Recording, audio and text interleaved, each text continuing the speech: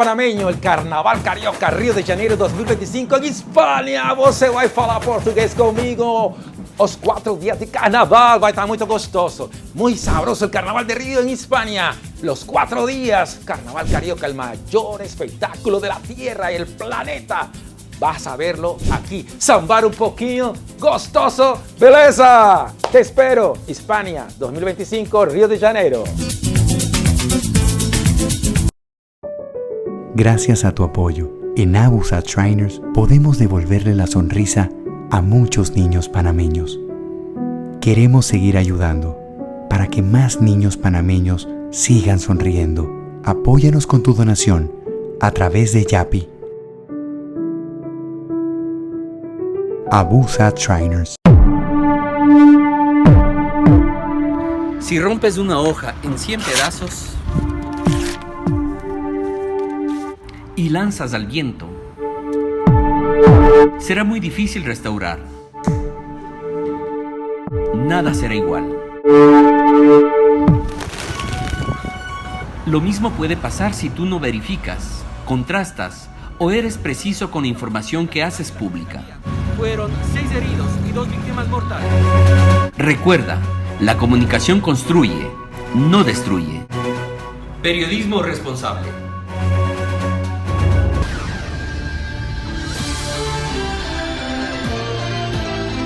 José Miguel comenta, con análisis, opinión, entrevistas, periodismo independiente, promoviendo los derechos humanos, con el periodista José Miguel Guerra.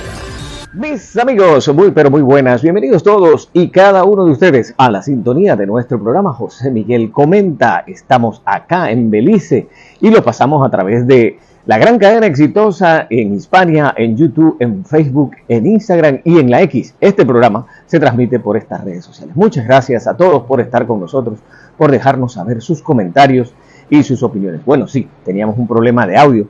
Estaba muy alto el micrófono, ya lo bajamos. Bueno, esas son las cosas de los micrófonos chinitos. Pero bueno, ahí estamos ya tratando de solucionar estos problemas porque estamos por acá en Belice, pues ya terminando esta semana. Pues dando nuestra contribución. Ya tuvimos una transmisión streaming para la gente de AUPA, la organización de pacientes, apoyando a los pacientes, y pues también nuestro programa consuetudinario y acá nuestras labores propias con nuestros clientes en estas pues, presentaciones de desarrolladores, de gente de inversión, de bienes raíces, que se da cita aquí en Belice ya pues para 4º año consecutivo que se vienen dando estas reuniones y que aprendemos mucho de lo que es por acá realmente y el desarrollo que van teniendo esta gran inversión. Hemos visto el nuevo Hotel Marriott que se está construyendo con residencias acá, muy grande, importante inversión y unos precios bastante grandes para estos hoteles acá en esta área. También el de sus Cayos, digo, por algo son el tercer pues, lugar en el mundo para el surfing. Y entonces viene mucha gente a surfear acá y han ido desarrollando este país centroamericano que es muy pequeño, realmente es bien pequeño, pero que pues día a día va creciendo y va atrayendo en la industria sin chimenea para su desarrollo y eso es muy importante. Bueno, en los temas nacionales, el presidente dijo que va a aumentar el precio del metro y yo creo que eso es importantísimo, es una de las cosas que tienen que hacerse, esa medida populista que hizo Ricardo Martinelli porque estaban llegando las elecciones del 2014 de dejarlo a ese precio tan irrisorio y ninguno de los otros 2 presidentes tuvo los pantalones para hablar de ese tema. Los metros en el mundo son deficitarios, gastan mucho y nosotros tenemos uno muy moderno, muy bonito, que tiene el problema de aire acondicionado. Como ustedes saben, todo lo que tiene con gobierno tiene problemas de mantenimiento y eso es lo que es fascismo, acaparar todo, porque por ahí escucho mucho y ahora que voy a analizar de varias preguntas que me han hecho de lo de Trump con Ucrania y todas estas situaciones. Señores, déjense de ignorancias. Fascista es el que cree que el Estado lo puede todo dentro del Estado, todo tiene que ser estatizado. Esos son los fascistas. Nadie que cree en la libre empresa es fascista, es contradictorio. Entonces no estén repitiendo con papagayos cosas que no saben o que no han leído y que no buscan ayuda para que les digan. Bueno, Pero les decía que en lo del metro, yo creo que sí, hay que considerarlo, es muy barato. Uno paga ahora, yo empecé pagando en Madrid, del aeropuerto de Barajas a Madrid Centro, pagaba $7 adicionales al precio regular, que estaba como en €1.50 en cualquiera de las líneas. En Nueva York estaba en $2, $3, si ibas al Yankee Stadium, te salía como en $3-4 la ida del metro. Entonces, y eso pues hace muchos años, que ya tengo rato que no voy por Nueva York, pero eso, y en el metro de Washington, en el de París, hasta en el rápido de Berlín y así, uno se va en las líneas de metro de esos países, en el de Roma, y los precios están por ahí entre $1.50 y $2. Realmente porque son muy onerosos, gastan electricidad y el mantenimiento es muy fuerte. Y los estados lo subsidian. Y aquí, aunque en Panamá, aunque se va a cobrar un poquito más, necesita subsidio y va a seguir siendo subsidiado. Así que no le estén echando más leñas al fuego al presidente, que no la tiene toda consigo, ni soy defensor oficioso ni nada de esas cosas, pero sí tiene su arista este tema, y que creo que tiene que tomarlo por donde es. Hoy ya les cayó la moneda a muchos del tema de la gobernanza de la Caja de Seguro Social, que la están dejando para que se festeje allí en la Asamblea Nacional los nombramientos y la protección. Y bueno, en el tema de las edades de jubilación, hablábamos aquí nosotros bien de los jubilados que tienen que seguir trabajando porque el salario no les alcanza. Hablaba un doctor de estos que están en la X, de que sí, que el que está con jubilación especial por gravidez, que se le da temprana, esa no tiene que esperar la edad. De verdad que sí, si tienes una pensión, estás pensionado por una enfermedad y estás trabajando, entonces o lo uno o lo otro, pero no pueden ser las dos cosas. Pero eso hay que depurarlo. Y veía con agrado lo del Contralor, que decía que iba a ver lo de la Dirección de Finanzas de la Caja de Seguro Social y que iban a auditar.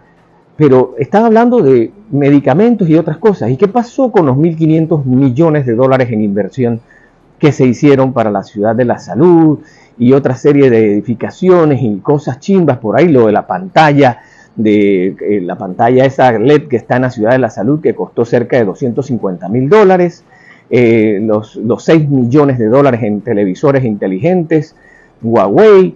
Todo eso hay que investigarlo, señor Contralor. No nos pueden venir con esas cuentas chimbas y a dónde está ese dinero y quién fue el que pagó por eso y quién lo pidió y cuáles eran las necesidades y quién está firmando la carta de recibido conforme, si eso lo están utilizando, porque hubo muchos hospitales en el interior del país que dijeron, no, yo no quiero eso se daña y quién lo va a pagar o quién lo va a poner. Así que eso, para que lo veamos desde ese punto de vista, yo creo que es importantísimo eso. En cuanto a lo de la liberación de las personas que quedaron con medidas cautelares, que el 25 tienen que volver a la audiencia con los magistrados de segunda instancia de las medidas cautelares. Bueno, primero se había vendido que el sistema judicial era una porquería, que dependía del gobierno. Mi abogado, Rubén Castrejo Camarena, fue el que logró muchos de los casos de estos. Una gran amistad, colega periodista y abogado. Rubén pues hizo lo que tenía que hacer y demostró que las personas pues merecían esa medida, y yo la hallo todavía muy fuerte, 2 veces por mes y provincia por cárcel para cada uno de ellos, de los que vivan en Panamá Oeste y en Panamá. La hallo muy fuerte, pero tengo que basarme en primero sus antecedentes, sus cosas, y luego en el grado de participación en alguna actividad violenta, si hay algún tipo de evidencia. Dice que no, el Ministerio Público no ha dicho nada. Yo no le creo mucho a los abogados cuando salen en los medios de comunicación a decir sí, ya está comprobado, está dicho, y eso no, yo la verdad que no les creo. Tendría que revisarlo, y yo creo que estas audiencias debe pedirlo el Cholo Castrejo y todos los abogados, que eso se transmita. Había un sistema que se pagó mucha plata porque eso se estaba grabando y se estaba quedando el video digital. Realmente no sé si eso está, pero que se sepa, que sea todo de cara al pueblo y que se presenten las cosas como deben ser, porque no veo el sentido de que eso sea secreto. Yo no lo encuentro que tenga que ser secreto, pero Más allá de eso, el tema sí creo que amerita transparencia, pero ¿cómo se trata de debilitar las instituciones cuando nos conviene? Y aquí es donde nos mienten. Entonces, ¿qué credibilidad tiene la dirigencia de Suntra, que dijo que el sistema estaba amañado y que el sistema no sirve y que todo era la dictadura y que todo lo demás? Y resulta ser que la jueza de primera instancia dice, no, medida cautelar de notificación cada 15 días y provincia por cárcel. Entonces, ¿era una dictadura o no era una dictadura? Porque el tema de ellos es que el fin justifica los medios. Y eso no es cierto. Tienes que ser, si vas a estar en la vida pública, es la honestidad ante todo. La honestidad ante todo para dar las cosas como son. No desde tu punto de vista, no desde el punto de vista que me conviene, sino como son. Y realmente no pedir disculpas al pueblo panameño por tirar esos bloques, por atentar contra la vida de otros panameños, solo justificarlo, que los que roban, que los que hicieron, que no sé qué, que te estamos defendiendo. Nadie te pidió que me defendiera. Si tienes alguna prueba, preséntala contra alguien que tú dices que robó. Y si tienes algo, entonces sigue los procedimientos legales. Pero no lo justifiques porque tiraste bloques tratando de matar a una persona con que los chivitos se fueron para el monte. No. Eso de verdad que está fuera de orden y por eso no le creo. Y lo que ha pasado es que le ha dado credibilidad al sistema y ha desfenestrado la poca credibilidad que tenía la dirigencia de Suntrack, que sacó y sumó, hizo y deshizo, para no aceptar la responsabilidad de que han atentado contra la vida de personas con objetos contundentes, como una banda criminal, como una banda terrorista, que aprovechó esto y que, bueno, resulta ser que en el edificio tenían que haber 200 trabajadores y había 400. Entonces, ¿cómo se explica que eso era de esa manera y que eran humildes? Porque hablan de las clases populares. Espérate, yo soy de la clase popular y tú no me representas y no has representado a nadie nunca. Entonces yo veo la escrito del diario Crítica. Yo no sé si Martinelli está jugando para todas las aguas porque él es el dueño de Crítica. Ahí Priciola escribe lo que manda Camacho y lo que mandan ellos, así que yo no sé si están jugando para todas las aguas en el Crítica y en el Panamá América, pero eso, digo, no es una protesta popular, es una protesta de un grupo afiliado a un sindicato de ultraizquierda y radical. No es una protesta popular, eso no es una protesta como la de los muchachos sal de las redes y eso, no confundamos las cosas, y no es ningún movimiento popular, es un movimiento sindical y es un movimiento que tiene una filosofía, que cree en el comunismo, que cree en el socialismo, que cree en la destrucción de la sociedad como la nuestra, capitalista, y para poder implantar su sistema. Eso es lo que ellos creen. Entonces no es ninguna clase popular. Como dijo el gran poeta Pedro Altamiranda, pueblos somos todos, aunque no todos somos igual. Así que eso para que lo tengamos bien preciso en estas situaciones y que pues dan al traste con muchas cosas. Y de verdad, si yo quiero que, volviéndoles al tema de lo del metro, si quiero hablar de que tiene que subirse, sí, porque se sube mucha gente, porque hay muchas cosas, pero también tiene que haber una política de austeridad y mandar el mensaje claro de que no se estén utilizando los recursos del Estado indebidamente y que tiene que haber una reducción de la planilla estatal, aunque está creciendo, y lo dice Capac y lo dicen todos, ahora que nosotros lo habíamos dicho hace mucho tiempo, de que el desempleo está disparado y que el desempleo informal es del 60%, ahora les cayó la moneda.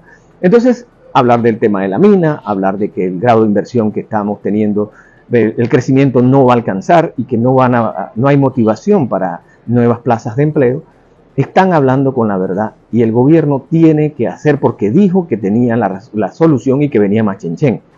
O es que Martinelli no le está dando todo el apoyo, que él es el cerebro de esta organización, o el presidente no tiene ni la menor idea de cómo hacer negocios y está con un grupo que pide que haya más impuestos, pide que haya más salario, pide que haya más cosas para ellos, pero no para el pueblo. Y entonces, con un 60% de desempleo, tú no puedes hacer las cosas como tú quieres.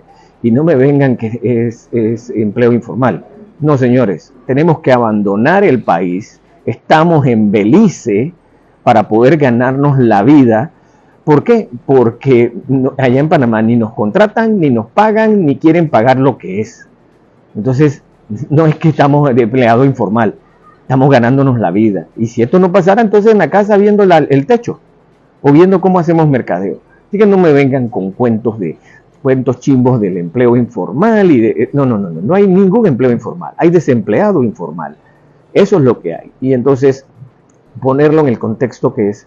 Así que el tema de la mina, pues si de verdad hay necesidades, tiene que reunirse más allá de los cabeza calientes, más allá de, miren, para ponérsela así a Suntrak, facilito, en Bolivia, allá el gobierno de Luis Arce, que era de Evo Morales, y Evo Morales dieron todas las concesiones mineras habidas y por haber. Cuba le ha dado todas las concesiones mineras para el níquel y todo lo demás a China, por las deudas que tiene con China.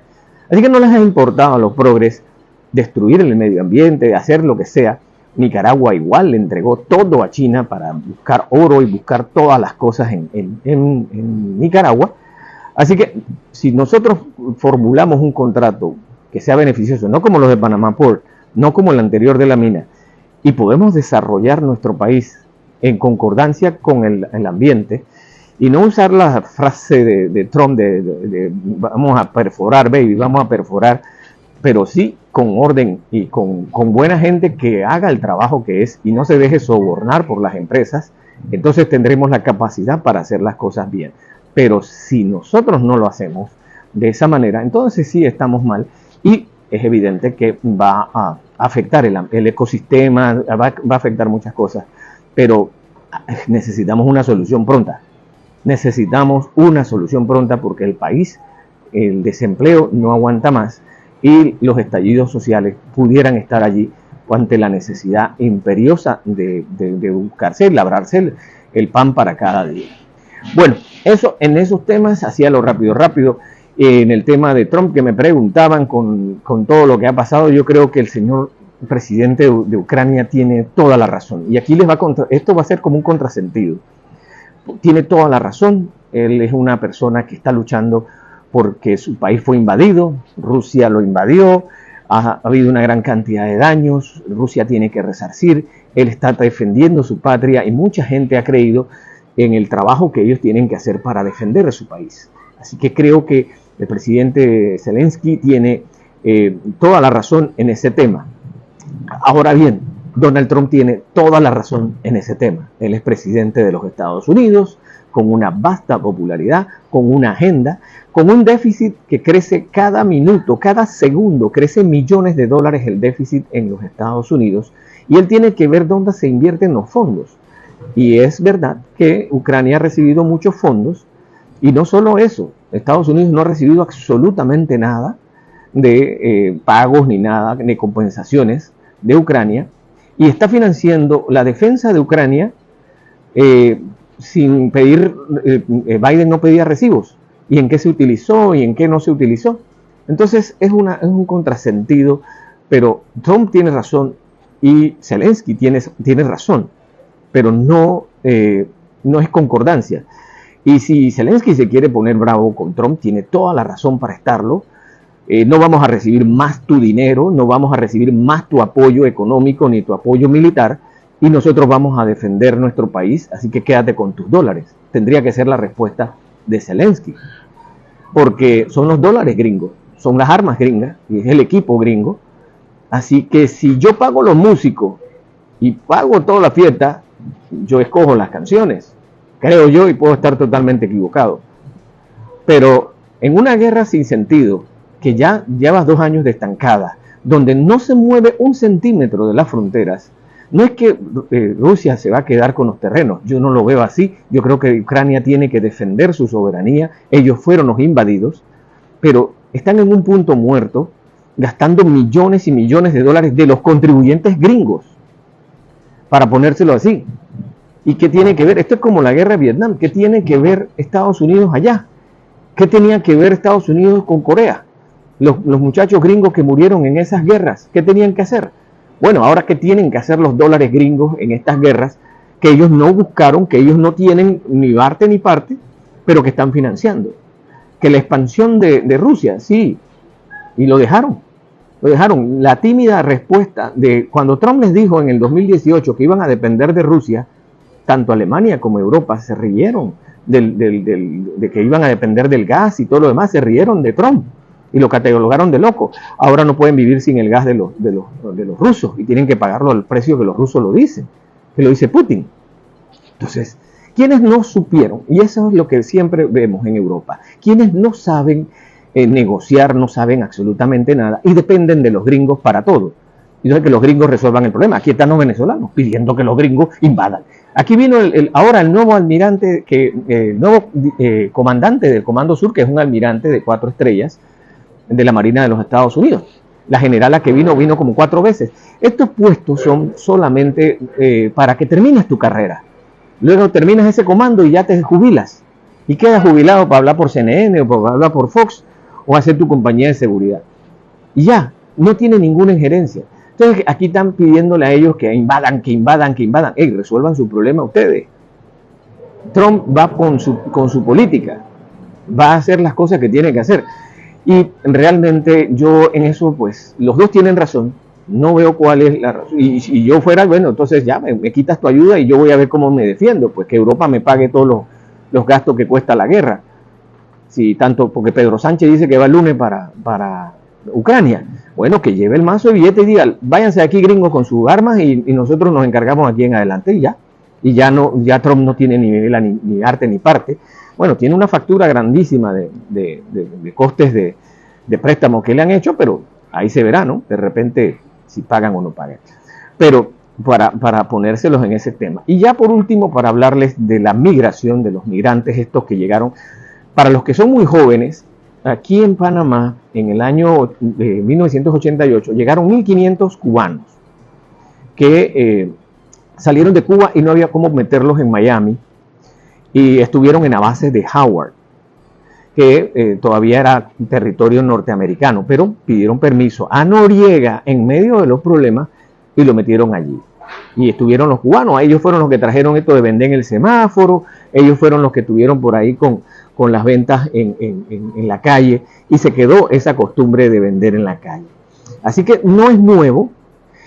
Otra cosa, muchos dicen que no hay una legislación. No, espérate, es que el presidente de la República es el presidente de Panamá y puede destinar por razones humanitarias cualquier territorio para esto y no necesita aprobación porque no está en la Constitución ni de la Asamblea ni de más nadie. Lo puede manejar él mismo. Yo creo que hay mucha gente que está ladrando cosas que no entiende, que no sabe y que no conoce los antecedentes de muchas de estas situaciones. Es como cuando le otorgan el asilo a Raúl Cedrás de Haití, por razones del conflicto armado que había allá, el loco que vino de Ecuador, los expresidentes de Nicaragua, y así todos los que se han asilado en nuestro país. El de Guatemala, eso lo concede ese tipo de asilo o de país estancia, está dentro de todos los catálogos que hay allí. Así que eso hay que verlo por ese lado. Costa Rica lo está haciendo, El Salvador lo está anunciando hacer, Guatemala se está preparando para hacerlo. Entonces creo que más allá del ultranacionalismo, que no sé de dónde nace, porque no los vi, a muchos de los que están ahí nunca los vi en la cruzada civilista, que son de mi edad, y a otros que nunca los vi protestando y jamás protestaron contra Noriega, los que están ahora en los partidos de oposición. Entonces, de verdad que me hago la pregunta, ¿qué es? Lo cierto es que son migrantes que aquí los tenemos, nosotros tenemos las mismas situaciones con las nacionalidades peligrosas, posibles migrantes, y que pues le damos bola negra para que no se queden y no le dan entrada. Así que eso de verdad que tiene sus aristas. El acuerdo, hasta donde tengo entendido, los Estados Unidos paga todo y por lo menos le entra alguna platita a Air Panama y a otra gente ahí, a los hoteles que están en la capa caída y todo lo demás. Así que para verlo por ese lado. Bueno, y en el compendio internacional, pues lamentable, se confirma el asesinato de los terroristas de menos de 2 años que tenía Israel y que fueron asesinados por Hamas, por los terroristas verdaderos de Hamas, y a esa señora, la mamá, a los 3 los entregaron ayer jueves, los ataúdes de estos que eran pues altamente peligrosos para la cúpula súper preparada y de soldados de la paz de Hamas, de estos terroristas, y pues la situación en la frontera norteamericana que ha disminuido vertiginosamente. Ya no hay cruces por el río, ya no hay gente en el muro, Ya los albergues tienen mitad de gente que estaba esperando algún tipo de cosas. Se recrudece la situación para los que ya están allá en Estados Unidos que mintieron. Van a investigar caso por caso del miedo creíble con los paroles entregados, así que quedaron en suspenso y van de nuevo a las entrevistas a ver si es verdad. Hay un pocotón de gente del gobierno de Cuba que se ha ido para Estados Unidos aduciendo pues el parol, que eran gente que perseguía al pueblo cubano que buscaba su liberación y que llegaron al imperio ahora a comer bien y a tener electricidad y a tener de todo. Bueno, todo eso se está investigando, pues, y también la situación en Colombia. Ahora Petro dice que lo quieren matar, que tienen misiles. La situación en Ecuador de la campaña para abril y pues muchas otras noticias de los compendios internacionales que tenemos para ustedes, que se los vamos a presentar a continuación. En esta designación de Claudia Sheinbaum, presidenta de México, anunció este jueves que buscará reformar la Constitución de su país con el fin de fortalecer la soberanía nacional. Esto en respuesta a la reciente decisión estadounidense de nombrar a los cárteles como organizaciones terroristas extranjeras. Estas modificaciones serán a los artículos 39 y 40, que tienen que ver con la soberanía de México. Con México es colaboración y coordinación, nunca subordinación, no injerencismo y menos invasión. José Luis Montenegro, experto en seguridad, señaló que no existe punto de comparación entre los grupos terroristas y los cárteles mexicanos. Lo que no entiende el gobierno de Estados Unidos es que el cártel de Sinaloa y el cártel Jalisco Nueva Generación no son grupos terroristas como sí son Al Qaeda o ISIS. Es decir, ellos no buscan cambiar la imagen de una sociedad ni derrocar a un gobierno. El especialista y autor de 2 libros sobre narcotráfico señaló que para desarticular a los cárteles mexicanos es necesario llegar a su fuente financiera. El narcotráfico mexicano hay que verlo y hay que pegarle en donde más le duele, es decir, en la vena y en el brazo financiero.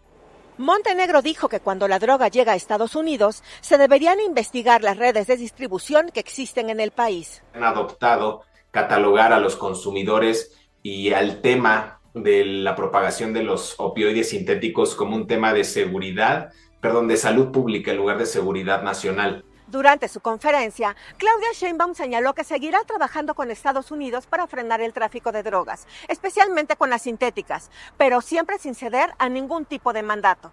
Hatsiri Sánchez, Voz de América, México. Hoy ha sido un día de luto para Israel. El país ha recibido los cuerpos de 4 rehenes, la familia Vivas, una madre con su hijo, un bebé y un niño pequeño, además de el de Oded, un hombre de 85 años. Durante todo el día se han organizado distintos actos de luto como este, en el que se ha intentado evitar ciertas imágenes, pero en Gaza jamás ha llevado a cabo una ceremonia que Naciones Unidas ha tachado de cruel, en la que sí se han exhibido los 4 ataúdes. Ahora mismo los cuerpos están siendo sometidos a pruebas forenses y también a pruebas de identificación de ADN. Por primera vez en el escenario donde discurre la entrega de rehenes, había hoy 4 ataúdes. La Cruz Roja ha firmado el canje y uno a uno han introducido los 4 cuerpos en los vehículos de la organización. Pero los milicianos de Hamás han insistido con su escenografía en que los israelíes murieron hace meses en bombardeos de su ejército. En Tel Aviv, una multitud de ciudadanos lloraba la llegada de los cuerpos. 2 de estos rehenes, Ariel y Kefir, eran los secuestrados más jóvenes. En lugar de la retransmisión de lo que ocurría en Gaza, proyectaban vídeos de los niños de la familia Vivas. No puedo quedarme en casa cuando hay gente que está regresando muerta. No podía quedarme en casa. Quería venir aquí y rendirles honores. Esto podría haberse evitado si hubieran cerrado un acuerdo antes. Muchos israelíes culpan al gobierno, sobre todo aquellos que, como Gil Dickman, han perdido a sus seres queridos mientras estaban retenidos en Gaza. Estoy pensando en mi prima. Ella fue asesinada por su guarda, pero fue porque el ejército israelí se acercaba, así que el hecho de que estuviéramos en medio de una guerra fue la razón por la que ella fue asesinada, y el hecho de que no habíamos cerrado un acuerdo antes es la razón por la que ella y otros rehenes fueron asesinados en cautiverio. Y la última hora es que la autopsia de uno de los rehenes, de Oded, el hombre de 85 años, ya ha dado las primeras conclusiones. Según la oficina del primer ministro israelí, Oded murió en un ataque de la Yihad Islámica Palestina, que es una de las brigadas de dentro de la Franja de Gaza. Y ya el próximo canje de rehenes por presos palestinos tendrá lugar, se espera, para el próximo sábado. Pilar Ceballos. Según el gobierno panameño, el acuerdo como puente para la deportación desde Estados Unidos tenía contemplado 299 migrantes de países de Asia. Algunos solicitaron su retorno voluntario y otros se encuentran en Darién, mientras que el grupo más grande permanece en un hotel de la capital panameña. Es falso que eso viola leyes o viola acuerdos, etc. La cooperación internacional entre países es materia de reciprocidad en la mayoría de los casos. Y a mí me sorprende que en este caso, que vienen en dirección opuesta, es cuando levantan la voz por 299 cuando teníamos decenas de miles en el Darién hace un año y nadie decía nada. Panamá dice que solo atiende la logística y que la responsabilidad mayor recae en la Organización Internacional para las Migraciones. Grupos de asistencia a los refugiados creen que el problema es el origen de la deportación, pues según ellos no hay pruebas de que estas personas habrían sido evaluadas en base al principio internacional de no devolución a sus respectivos países. No estamos hablando de deportar a panameños a Panamá ni a costarricenses a Costa Rica, sino que personas de muchas nacionalidades, más que todo de Asia, y una deportación no al país de origen ni el país designado por un debido proceso. O sea, el gobierno estadounidense no ha explicado cómo eso es legal. En este hotel de la capital panameña continúa un grupo de 175 migrantes. Panamá aseguró que su compromiso con los Estados Unidos fue de recibir solo 299 que ya han ingresado al país. Óscar Zulbarán, Voz de América, Panamá.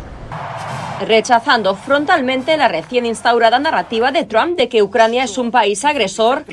Aquí es donde no estoy de acuerdo con la Casa Blanca. En la medida en que la Casa Blanca dice que Ucrania inició la guerra, no estoy de acuerdo. Creo que Vladimir Putin inició la guerra. Y calificando al líder ruso Vladimir Putin de ser un mal hombre.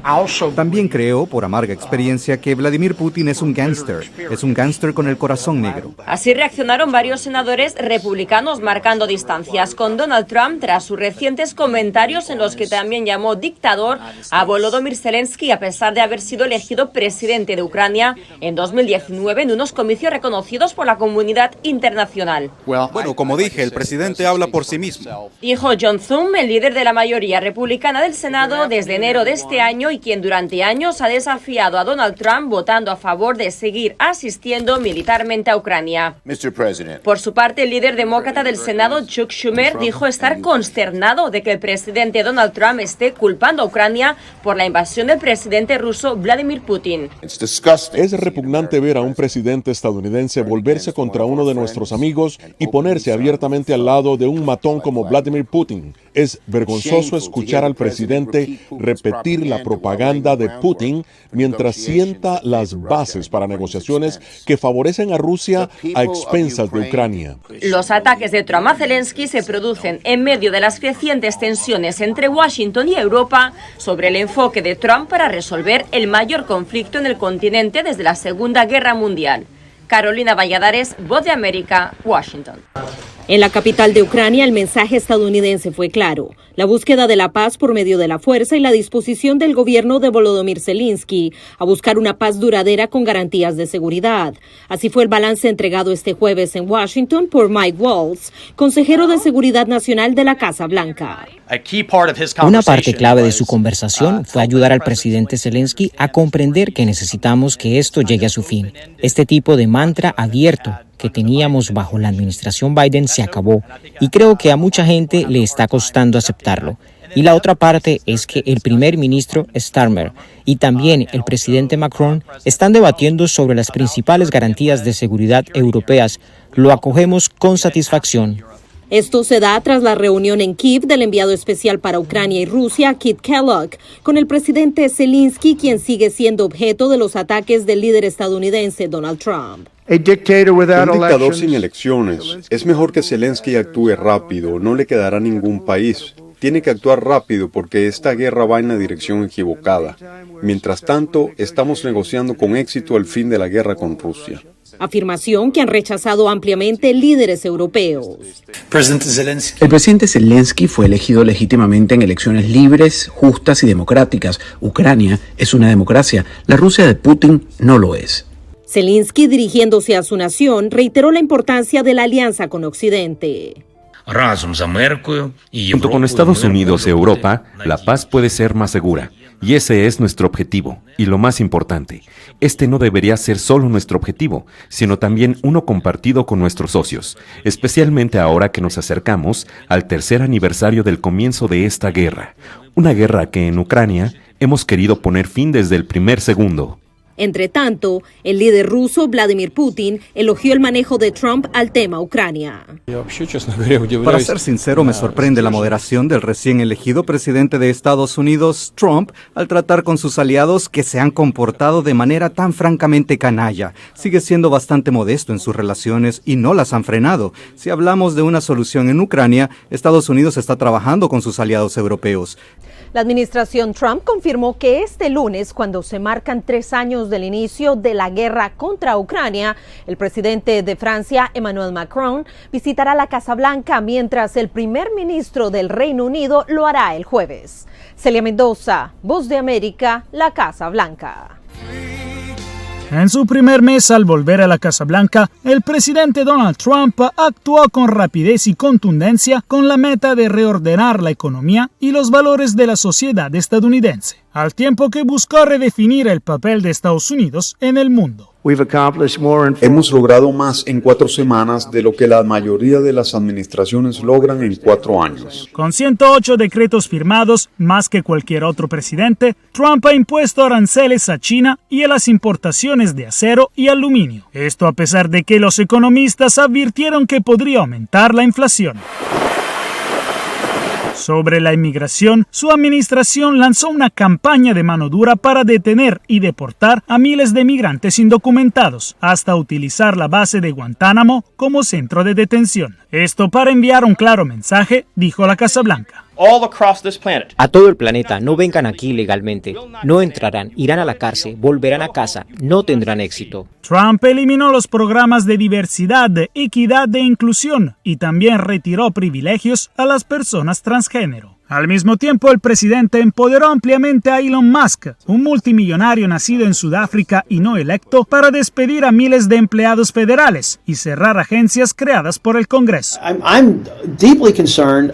Estoy profundamente preocupado por el precedente que se está sentando aquí. En mi opinión, se trata de una flagrante extralimitación del Poder Ejecutivo. No creo que tengan esa autoridad, al menos no sin el consentimiento del Congreso. Desde el 20 de enero ya fueron varios los bloqueos judiciales a las políticas de Trump, y la Corte Suprema tendrá que decidir hasta dónde alcanza su poder ejecutivo. Varias fueron las protestas.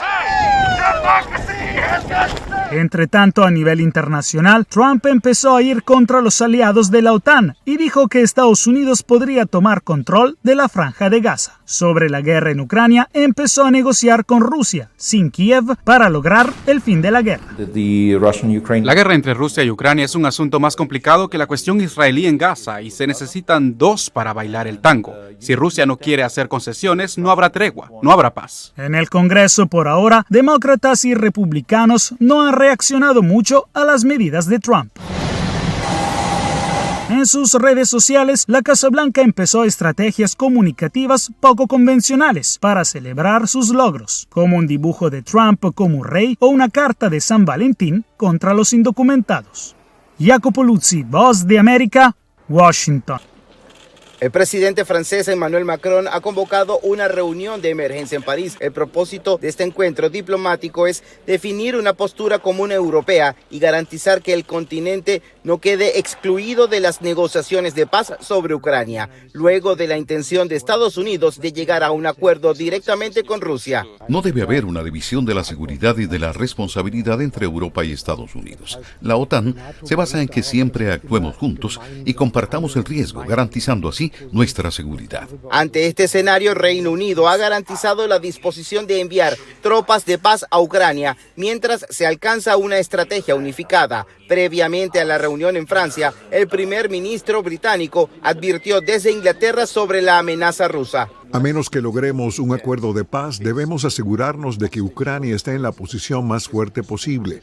No sabemos qué sucederá a continuación y necesitamos tener respuestas realistas y creíbles sobre cómo cualquier alto el fuego, cómo cualquier acuerdo de paz que sea duradero, justo y perdurable Por otra parte, Polonia ha instado a la Unión Europea, a Gran Bretaña y a Noruega a aumentar la inversión en defensa para garantizar la estabilidad regional. No podremos ayudar eficazmente a Ucrania si no tomamos medidas prácticas en relación con nuestras propias capacidades de defensa.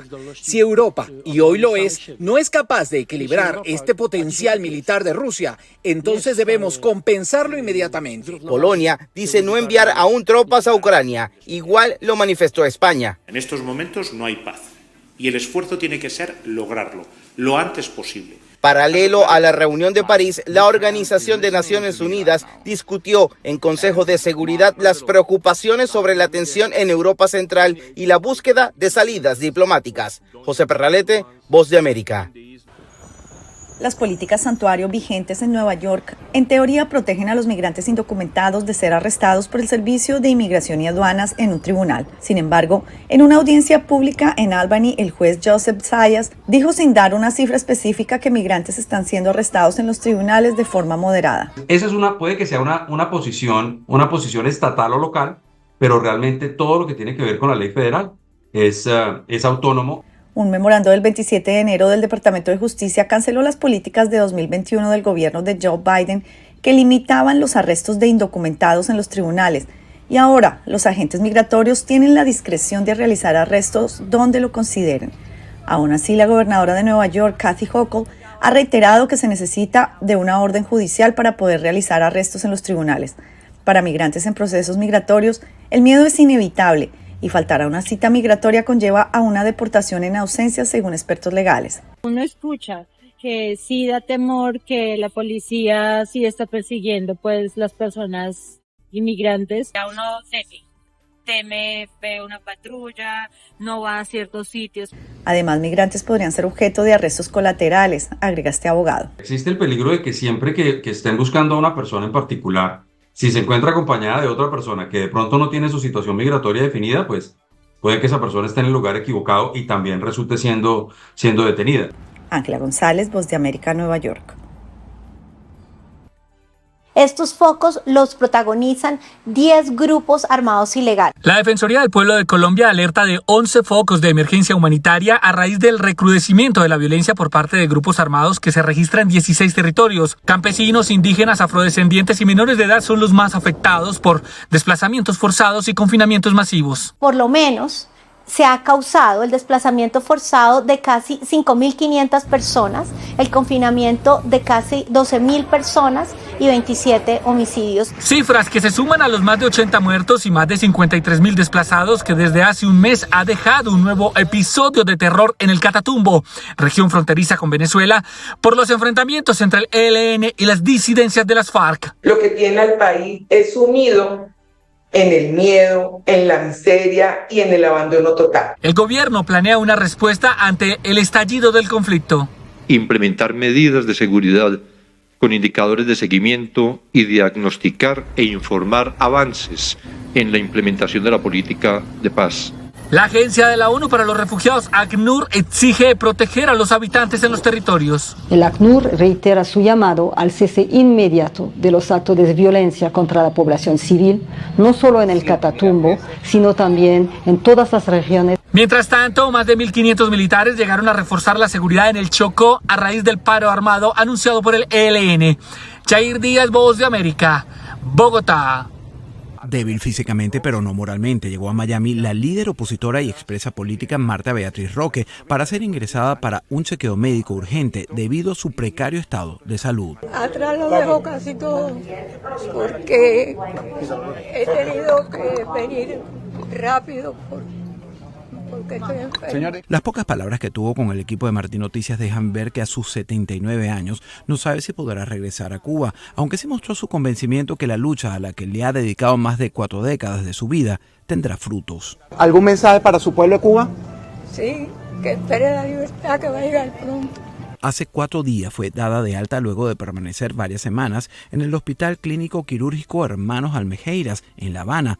Fue ingresada por una insuficiencia renal provocada por la diabetes con infección urinaria. Tiene problemas de presión, tiene problemas en los riñones y tiene el azúcar, que eso influye mucho en cualquier otro problema que tenga. Las hermanas tenían una década sin verse. Marta fue uno de los 7 exprisioneros políticos pertenecientes al grupo de los 75, a los cuales el régimen cubano les retiró la restricción de poder viajar al extranjero. Ella fue la primera que ejerció su derecho en el 2016. Todo por allá está muy malo. Yo no vivo en Cuba, yo vivo aquí en los Estados Unidos, en Miami, pero tengo mucha noción de lo que está pasando allá, sobre todo de lo que está pasando mi hermana, que viene malita a curarse aquí a este país. Amigos y activistas la recibieron, entre ellos estaban José Díaz Silva y su esposa Lourdes Esquivel, expreso política y dama de blanco respectivamente, ambos desterrados por el gobierno cubano en las vísperas de la Navidad del 2022. En un momento se verá el fruto del sacrificio de todos los cubanos que están luchando por la libertad del pueblo de Cuba, de la libertad de todos los presos políticos.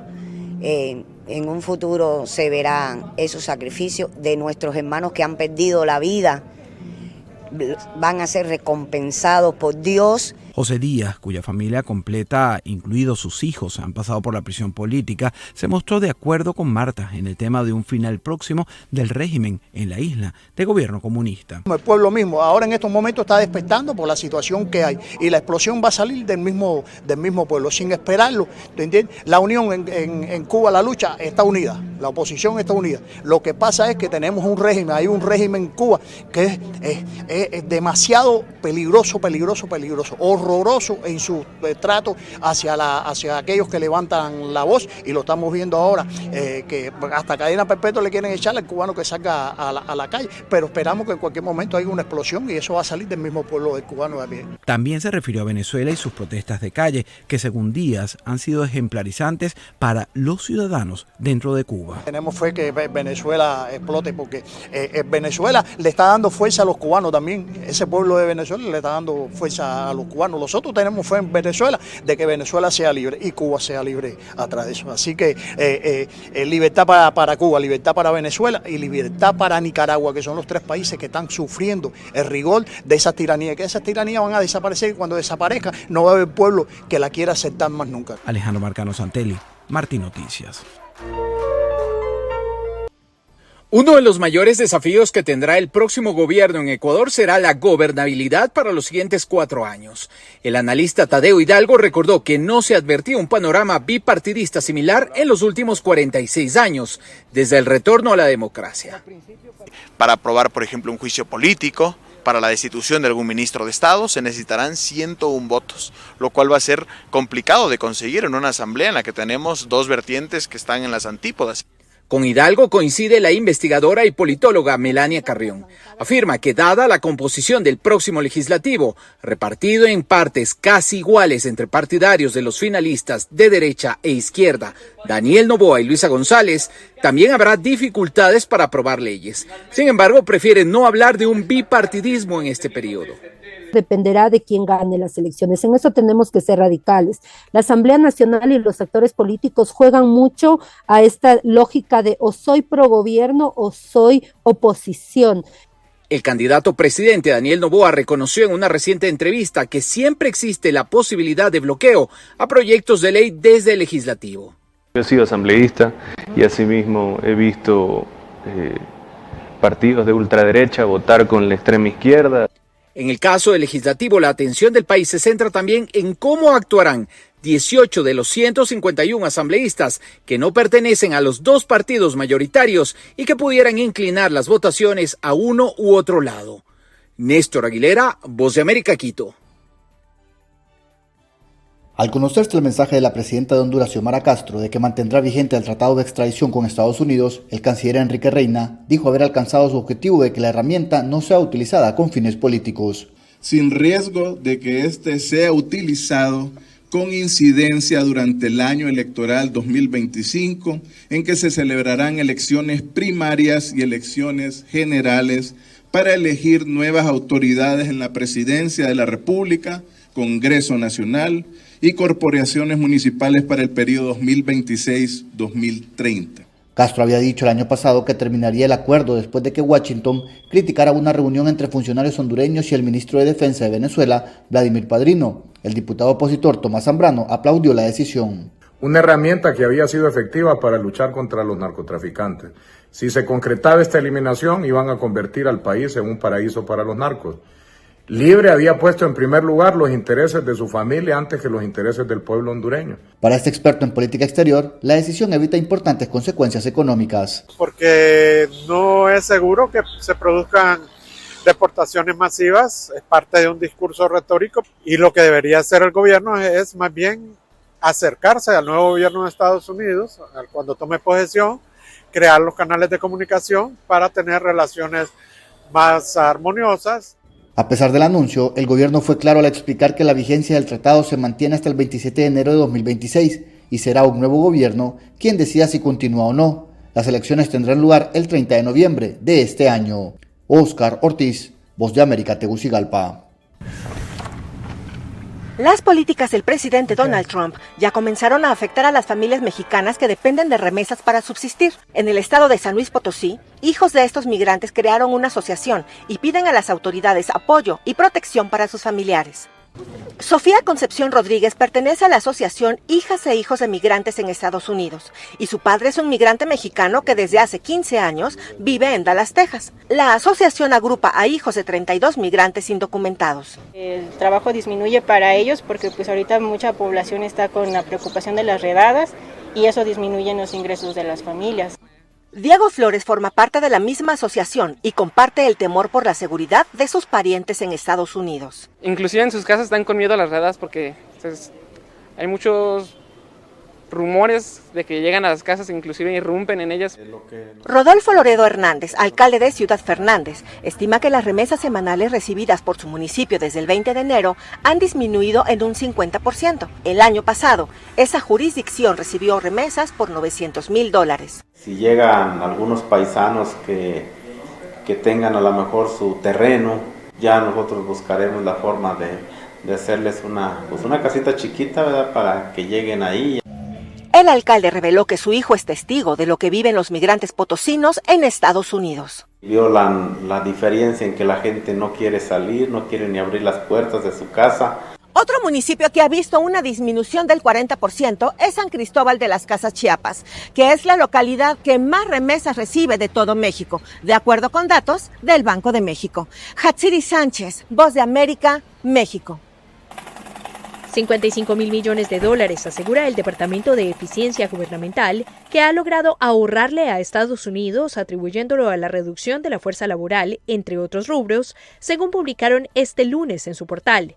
Pese a ello, en respuesta a la solicitud de la jueza Tanya Chutkan para que especifiquen la cantidad de despidos ya registrados y por venir durante las próximas 2 semanas, el ente insistió en no tener conocimiento ni directa competencia.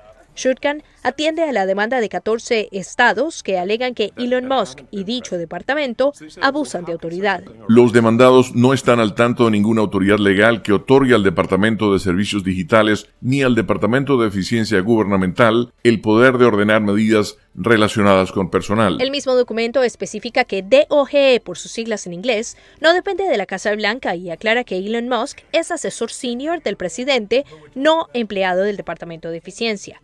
Tras una publicación de Musk en redes sobre la intención de DOGE de acceder a información confidencial del Seguro Social debido a supuestos cobros fraudulentos, la directora de la agencia, Michelle King, se negó a proveerla y presentó su renuncia.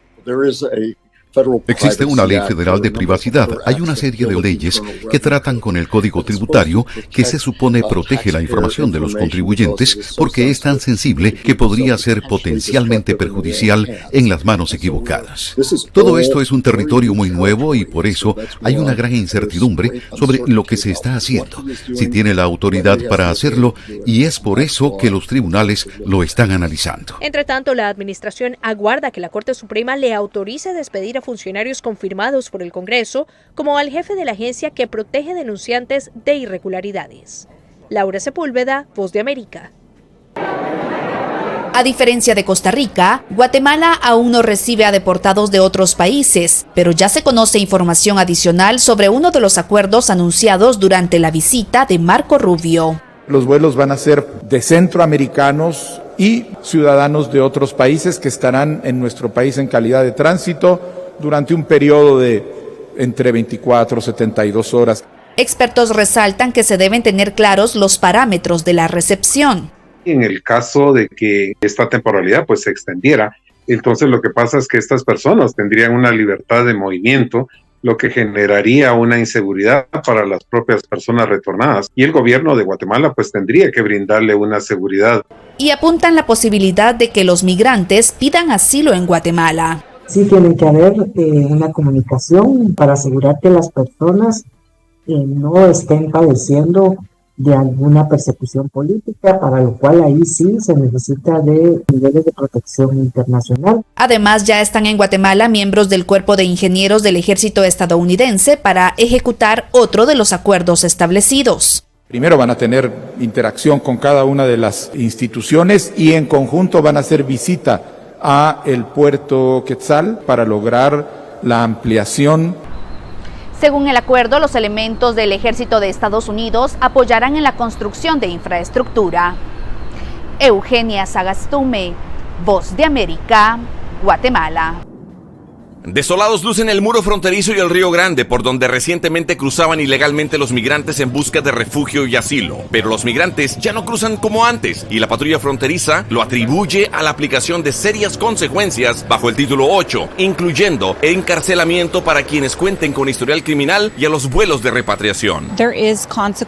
Hay consecuencias por la entrada ilegal. El título 8 siempre ha sido algo que hemos impulsado aquí en el sector del Valle del Río Grande, y como siempre serás detenido y en última instancia deportado.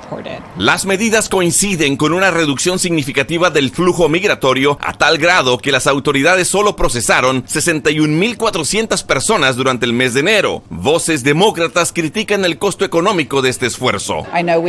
Sé que hemos gastado una cantidad fenomenal de dinero en la operación Estrella Solitaria. Creo que podría haber mejores formas de hacerlo.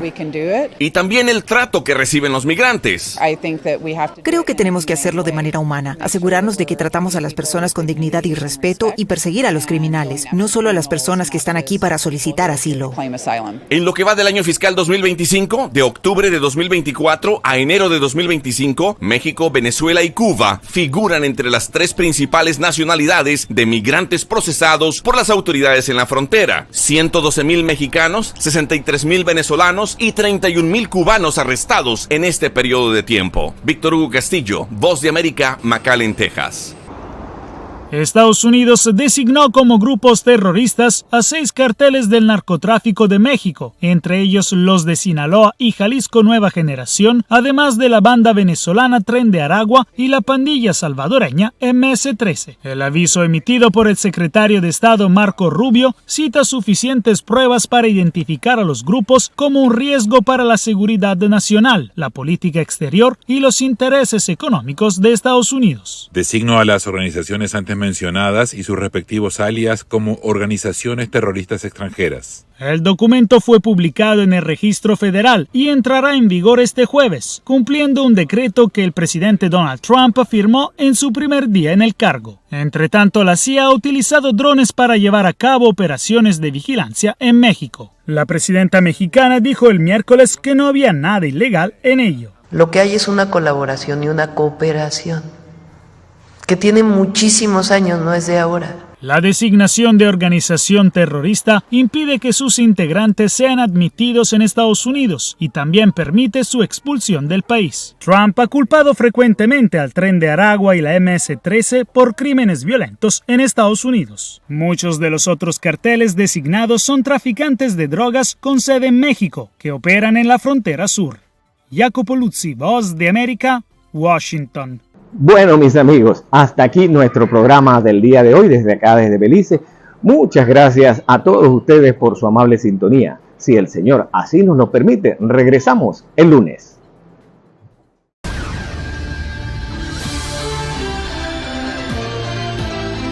José Miguel comenta, con análisis, opinión, entrevistas, periodismo independiente, promoviendo los derechos humanos, con el periodista José Miguel Guerra.